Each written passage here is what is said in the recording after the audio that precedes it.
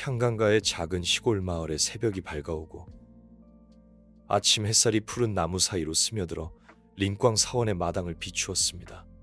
사원의 종소리가 울려 퍼지며 아침 예불 시간이 다가왔음을 알렸습니다.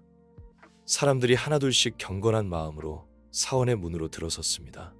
그 사람들 중에 작고 천천히 움직이는 그림자가 있었습니다. 백발이 성성하고 얼굴에 주름이 가득한 빠슈우세의 뜻이었습니다. 뜻씨는 시간이 흘러 색이 바랜 갈색 아우바바를 입고 통이 넓은 검은색 바지와 낡은 고무 샌들을 신고 있었습니다. 손에는 여러 군데가 해지고 다른 작은 천가방을 들고 있었습니다. 뜻씨는 본당 앞에 놓인 보시함으로 다가갔습니다. 떨리는 손으로 천 가방을 열고 잔돈 한 줌을 꺼냈습니다. 한 푼 한 푼 정성스럽게 세어 보시함에 좁은 틈으로 조심스럽게 넣었습니다. 금속이 부딪히는 소리가 조용한 사원의 정적 속에 희미하게 울려 퍼졌습니다. 사원의 젊은 승려인 밍득 스님이 근처에 서서 이 광경을 지켜보고 있었습니다. 뜻씨의 검소한 모습과 그가 보시한 적은 액수의 잔돈을 보고 스님의 마음속에는 안타까움과 존경심이 동시에 일었습니다.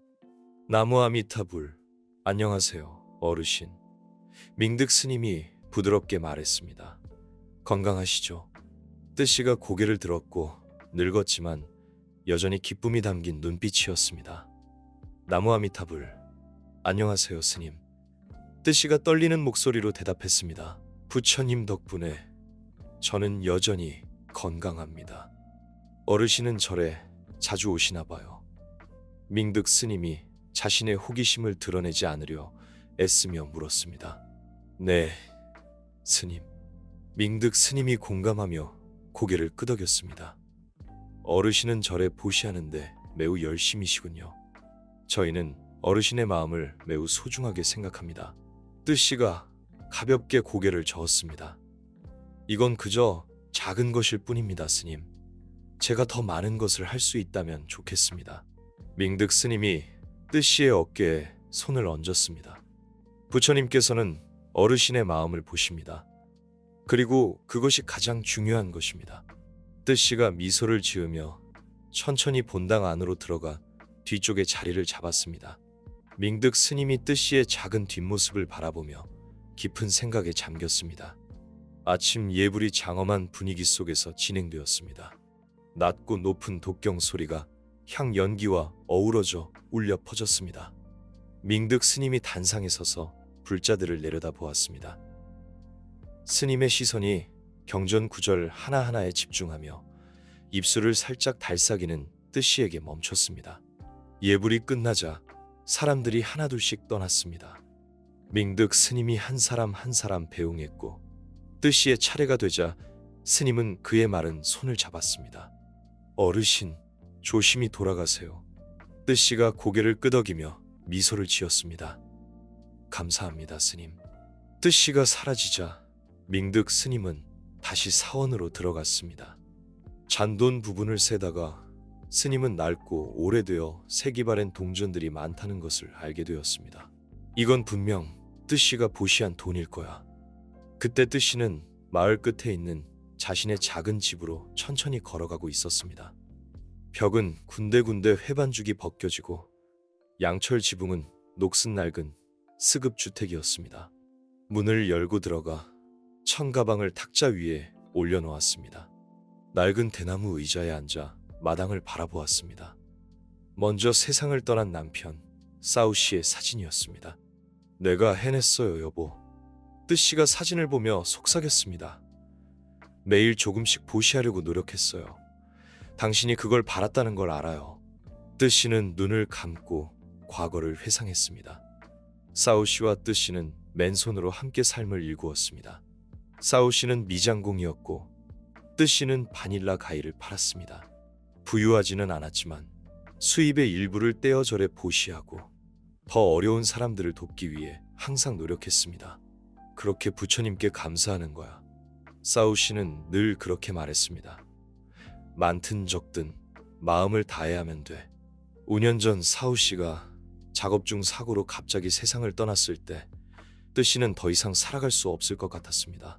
하지만 사우 씨와 한 약속.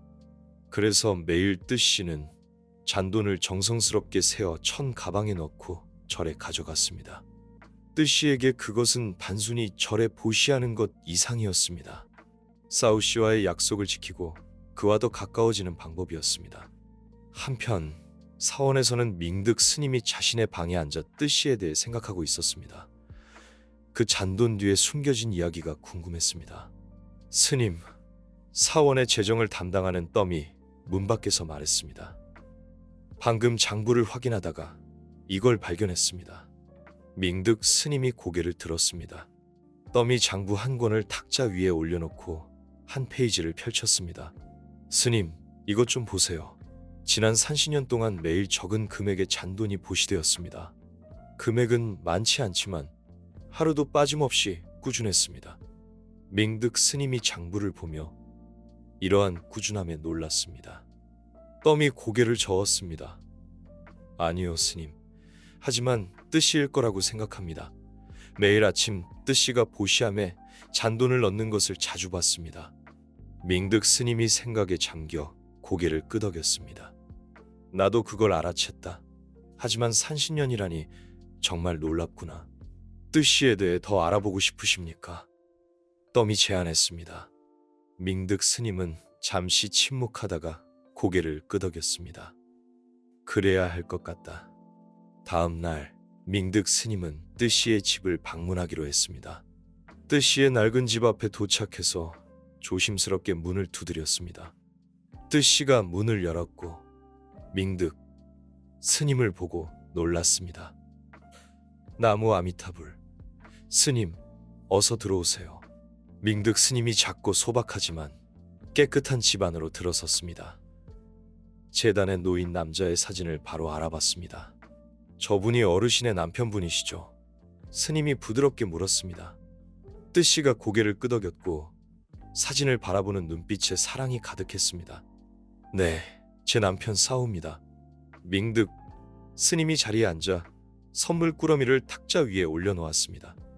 저희는 지난 30년 동안 매일 적은 금액에 잔돈이 절에 보시된 것을 알게 되었습니다. 그게 어르신이신가요? 뜻씨는 잠시 침묵하다가 천천히 고개를 끄덕였습니다. 네, 스님. 저와 사우가 한 일입니다. 저희는 결혼했을 때부터 이 일을 시작했습니다. 밍득 스님이 뜻씨의 말은 손을 잡았습니다. 이 일에 대해 말씀해 주시겠습니까? 뜻씨가 미소를 지었고 눈빛은 아득한 과거를 회상하는 듯 했습니다. 사우와 저는 둘 다 아무것도 없이 만났습니다.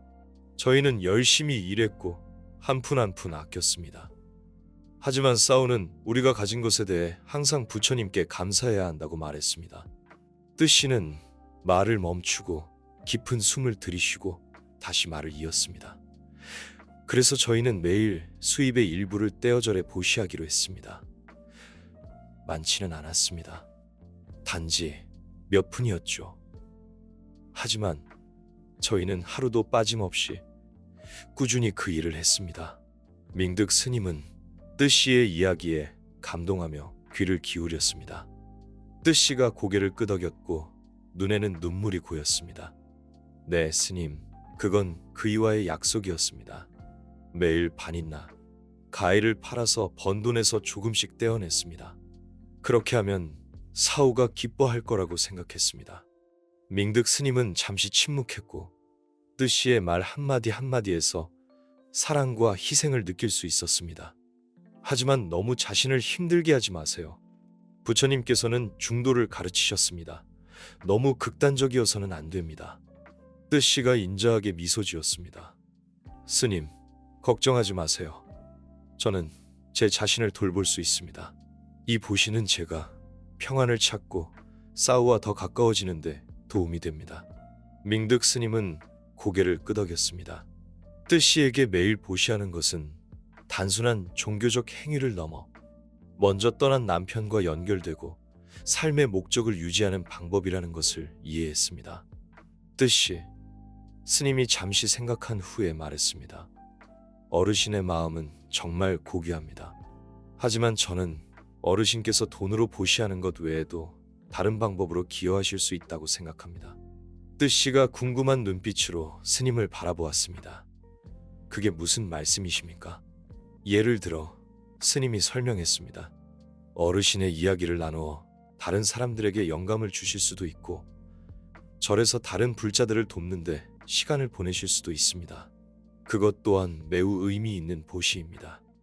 뜻씨는 잠시 생각에 잠기더니 고개를 끄덕였습니다.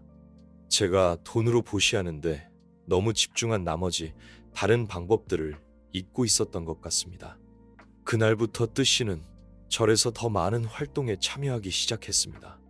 여전히 매일 보시를 계속했지만 아이들에게 불교에 대한 이야기를 들려주고 나이든 불자들을 돕고 심지어 자신의 바닐라, 가이 요리법을 관심 있는 사람들에게 나누어 주기도 했습니다. 어느 날 오후 뜻씨가 사원마당에 앉아 있을 때 한 무리의 청년들이 다가왔습니다. 그들은 존경하는 마음으로 뜻씨에게 고개를 숙여 인사했습니다. 안녕하세요.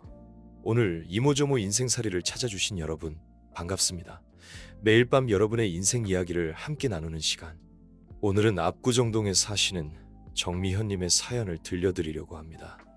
20년간 명품 업계에서 VMD로 일하시다 최근 은퇴하신 정미현님께서는 겉모습으로 사람을 판단했던 지난날의 잘못된 선입견과 그로 인한 깊은 후회, 그리고 인생의 전환점이 된 특별한 만남에 대해 이야기를 보내주셨습니다.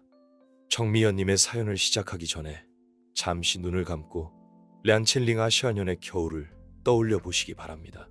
매서운 겨울바람이 불던 10월의 어느 날, 압구정 로데오 거리의 한 럭셔리 부치크에서 일어난 이야기입니다.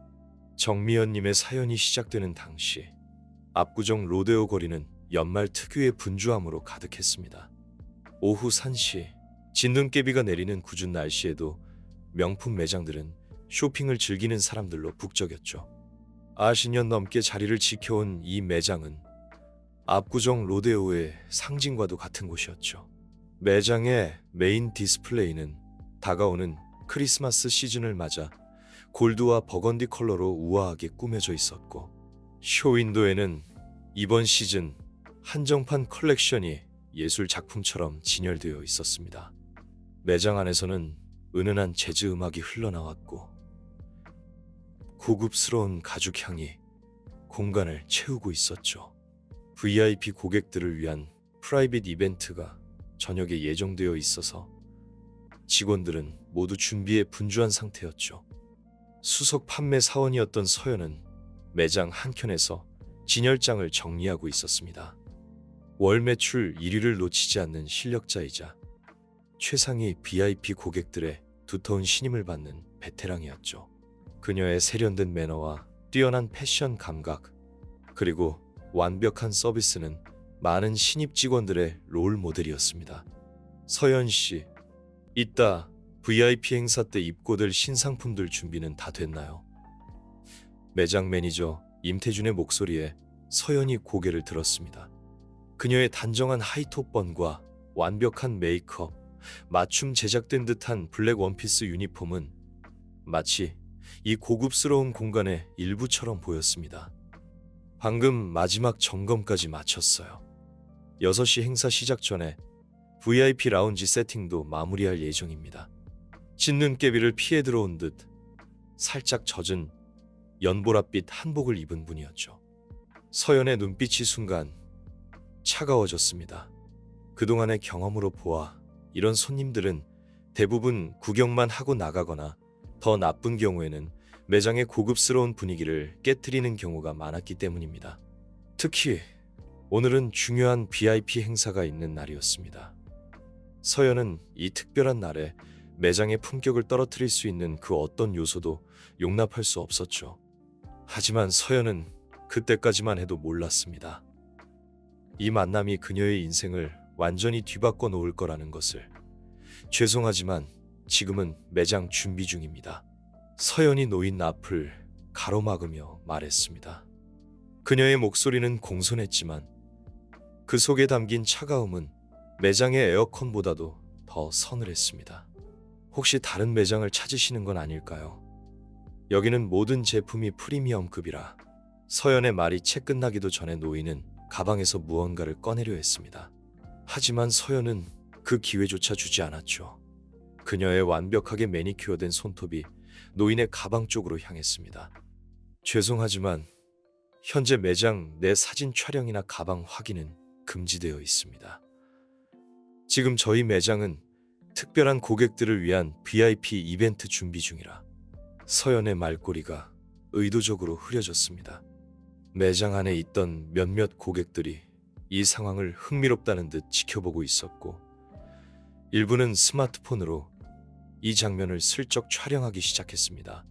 아줌마, 여기 있는 가방 하나가 집 한 채 값이에요. 굳이 이런 곳에서 시간 낭비하지 마시고. 바로 그때였습니다. 서연의 손에 들려있던 따뜻한 아메리카노가 우연히 노인의 한복 위로 쏟아졌습니다.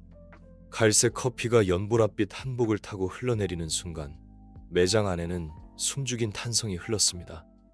제가 너무 긴장해서, 아시다시피 이런 고급 매장에서는 이런 일이 흔치 않아서요. 서연의 사과는 마치 연극 대사처럼 들렸습니다. 그녀의 입꼬리는 미세하게 올라가 있었고 눈빛에는 승리의 기색마저 어리어 있었죠. 주변의 일부 고객들은 낮은 웃음소리를 감추지 못했습니다. 이런 소란이 무슨 일입니까?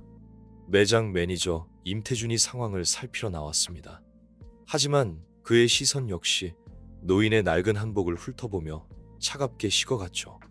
죄송합니다만 저희 매장은 특별한 고객분들을 위한 프라이빗한 공간입니다. 노인이 천천히 가방에서 꺼낸 카드가 눈에 들어왔기 때문입니다. 그의 얼굴이 순식간에 창백해졌고 손이 떨리기 시작했습니다. 네, 이건 블랙 에디션 VIP 카드. 매장 안의 공기가 얼어붙었습니다. 이 카드는 전 세계에 단 10장만 존재하는 것으로 알려진 브랜드의 최상위 VIP 카드였기 때문입니다. 서연의 얼굴에서 피가 싹 가셨습니다. 노인, 아니 한소희 회장은 커피로 얼룩진 한복의 소매를 천천히 매만졌습니다. 한복을 입은 노인의 목소리가 조용하지만 단호하게 울렸습니다. 임태준과 서연은 그 자리에 얼어붙었죠. 단 4글자의 이름이었지만 그들에겐 마치 천둥이 내리친 것 같은 충격이었습니다. 이 브랜드를 세계적인 럭셔리 하우스로 키워낸 아시아 총괄 회장, 한국 패션 업계의 살아있는 전설. 그녀가 바로 지금 커피가 쏟아진 낡은 한복을 입은 채 그들 앞에 서 있었던 것입니다. 회장님, 저희가. 서연의 목소리가 떨렸습니다. 그녀의 완벽했던 화장이 땀방울과 함께 흩어지기 시작했고 방금 전까지 고고했던 자세는 온데간데 없이 사라졌습니다. 이 한복에 대해 이야기해 드릴까요? 한소희의 목소리는 여전히 차분했습니다. 그녀는 커피 얼룩이 진 소매를 천천히 어루만졌습니다. 50년 전 1974년의 겨울이었어요. 내가 갓 20이었을 때 서울의 한 작은 양장점에서 일을 시작했지. 그때 나는 옷 만드는 일이 세상을 바꿀 수 있다고 믿었어. 내 손끝에서 만들어지는 옷들이 누군가에게는 꿈이 되고 희망이 될 수 있다고. 내가 만든 한복을 입은 채로 동대문 시장을 돌아다니고 있었지. 그러다 갑자기 폭설이 내렸어.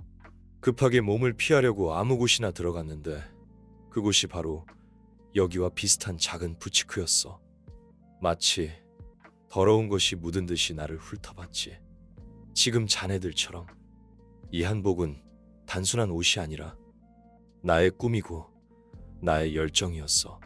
사람을 겉모습으로 판단하는 것이 얼마나 어리석은 일인지, 그리고 그 깨달음은 지금의 나를 만들었지. 나는 그날 이후로 항상 겸손함을 잊지 않으려고 노력했네. 그리고 옷을 만드는 일에 더 큰 자부심을 느끼게 되었지.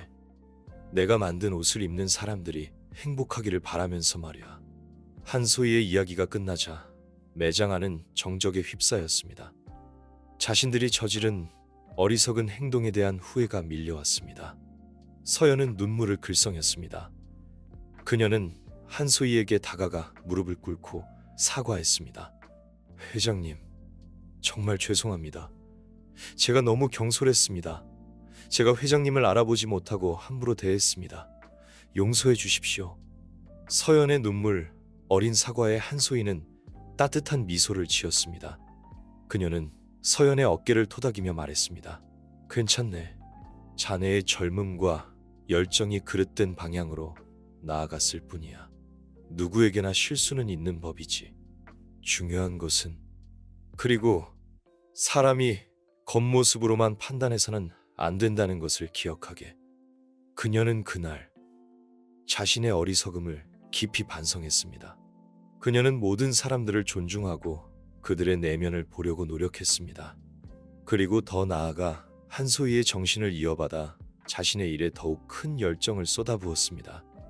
정미연님은 이 경험을 통해 인생의 참된 가치를 배웠다고 합니다.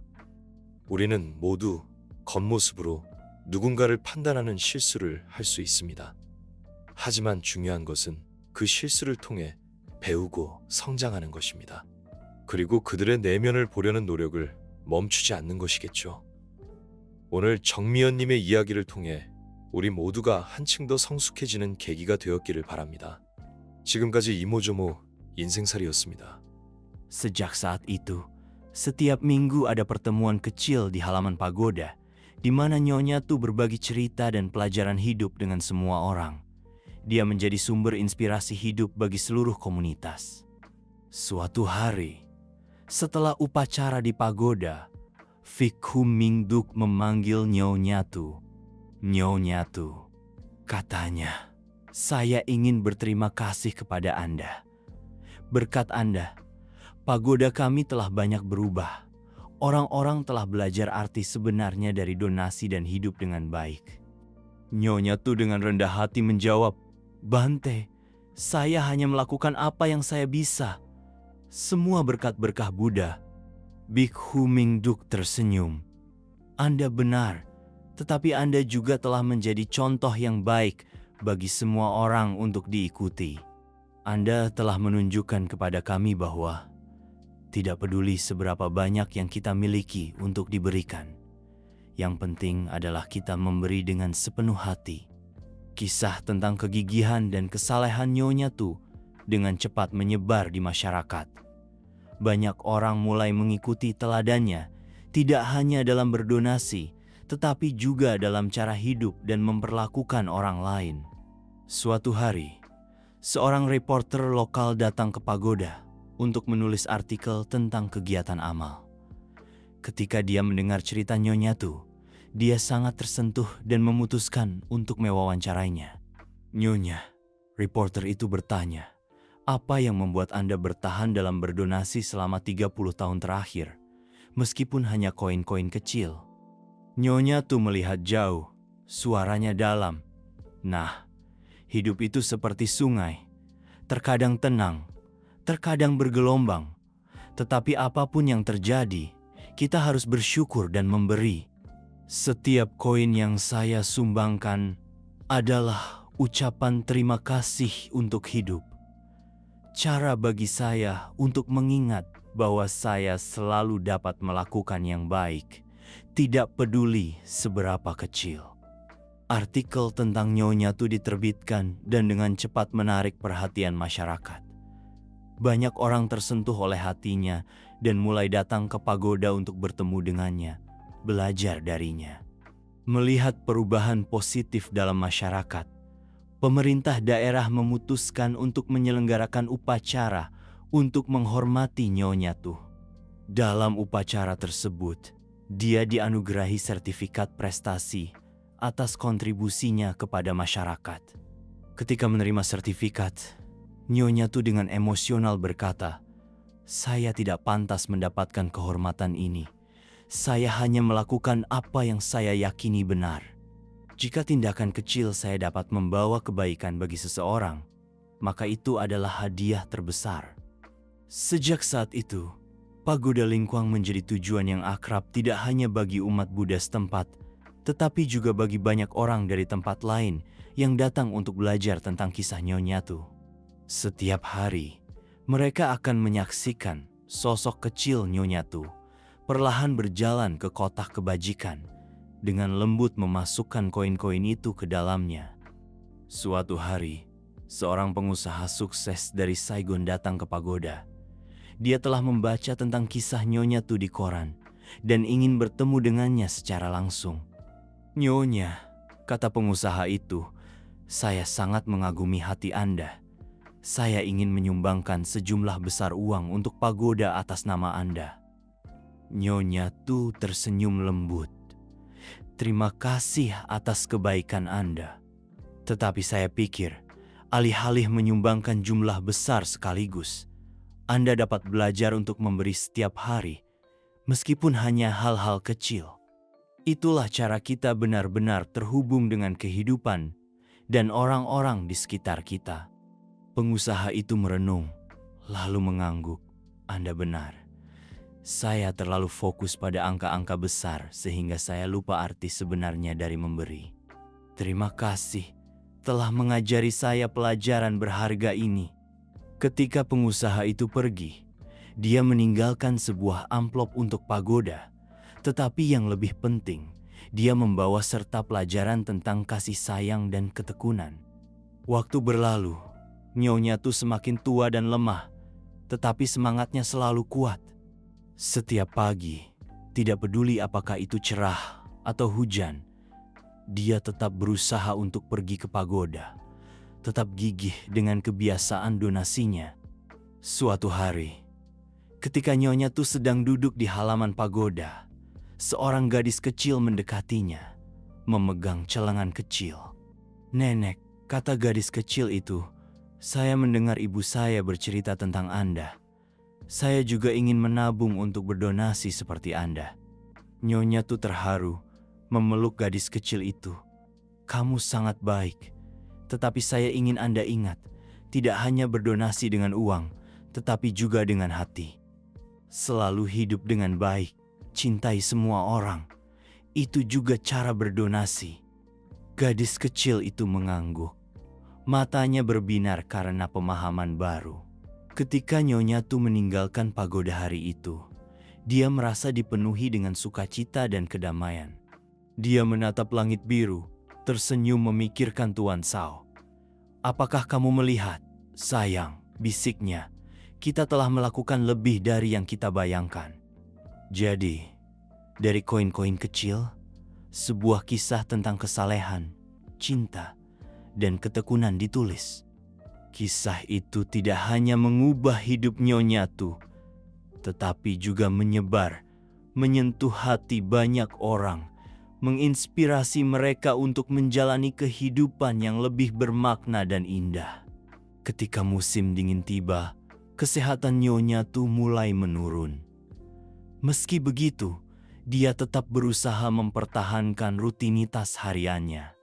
Setiap pagi, dia masih perlahan berjalan ke pagoda, meski langkahnya sedikit lebih berat.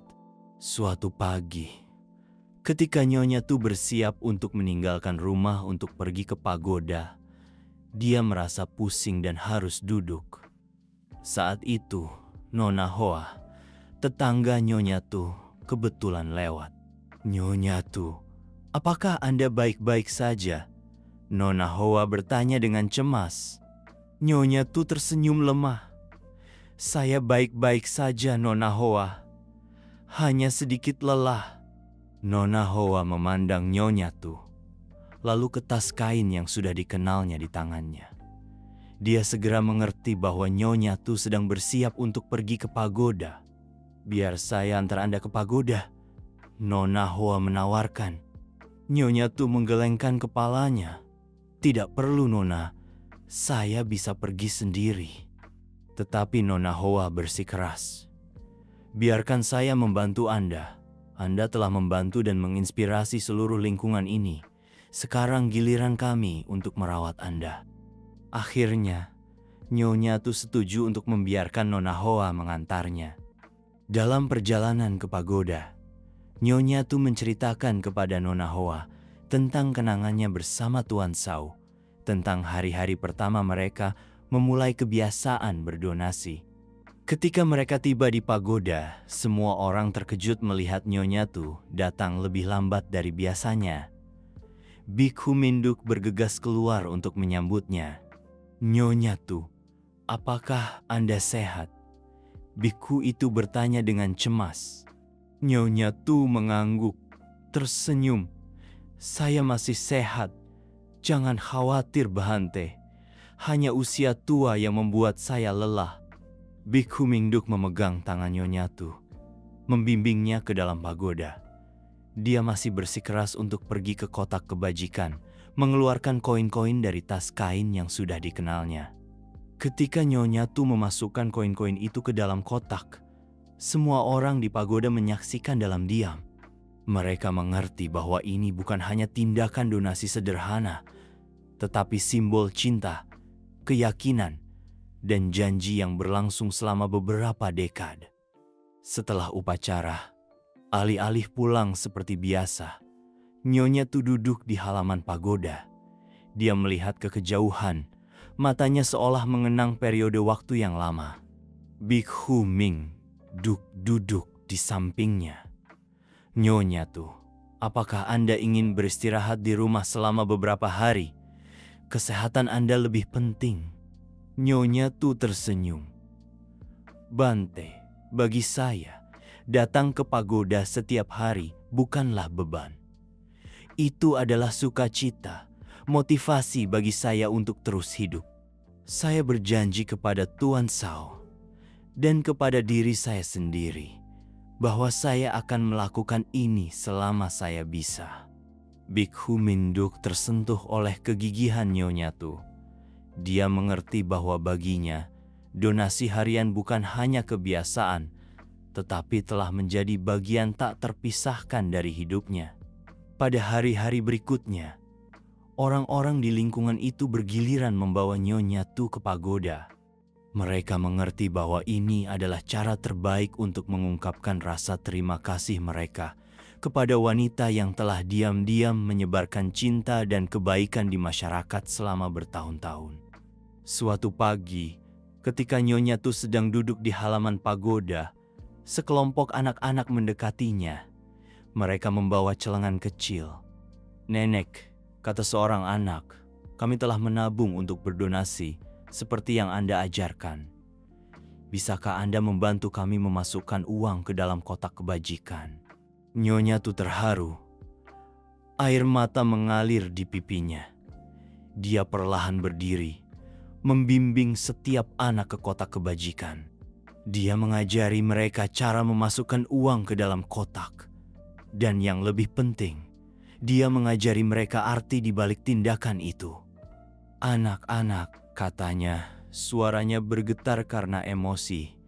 "Ketika kalian memasukkan uang ke sini, ingatlah bahwa kalian berbagi cinta kalian. Itulah yang terpenting." Bikhu Minduk berdiri dari kejauhan, menyaksikan pemandangan ini. Dia menyadari bahwa warisan Nyonya Tu bukan hanya koin-koin di kotak kebajikan, tetapi benih-benih kebaikan dan kasih sayang yang telah ditaburkan ke dalam jiwa generasi muda. Ketika musim semi tiba, kesehatan Nyonya Tu semakin melemah. Namun, semangatnya selalu kuat. Setiap hari, meskipun dia harus dibantu, dia tetap gigih pergi ke pagoda, tetap melakukan ritual donasinya. Suatu pagi, ketika Nyonya Tu sedang duduk di halaman pagoda, dia tiba-tiba merasakan angin sepoi-sepoi bertiup melewatinya. Dia menatap langit biru, tersenyum. "Tuan Sao," bisiknya, "mungkin sudah waktunya aku pergi bersamamu." Dia menutup matanya, menarik napas dalam-dalam. Ketika dia membuka matanya, dia melihat Bikhu Minduk berdiri di depannya. "Bahante," katanya, suaranya lembut. "Saya pikir saya telah menyelesaikan tugas saya." Bikhu Minduk memegang tangan Nyonya Tu, merasakan kehangatan yang redup. "Anda telah melakukannya dengan sangat baik, Nyonya Tu. Anda telah meninggalkan warisan yang berharga bagi kami." Nyonya Tu tersenyum untuk terakhir kalinya, lalu dengan lembut menutup matanya.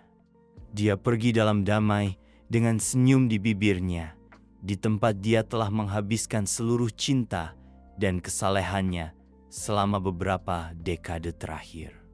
Berita kematian Nyonya Tu dengan cepat menyebar di masyarakat. Orang-orang berbondong-bondong ke pagoda untuk mengenang wanita yang telah diam-diam menyebarkan cinta dan kebaikan selama bertahun-tahun. Dalam upacara pemakaman Nyonya Tu, Bikhu Minduk berdiri di depan semua orang. Suaranya tercekat. Nyonya Tu telah menunjukkan kepada kita bahwa kita tidak perlu melakukan hal-hal besar.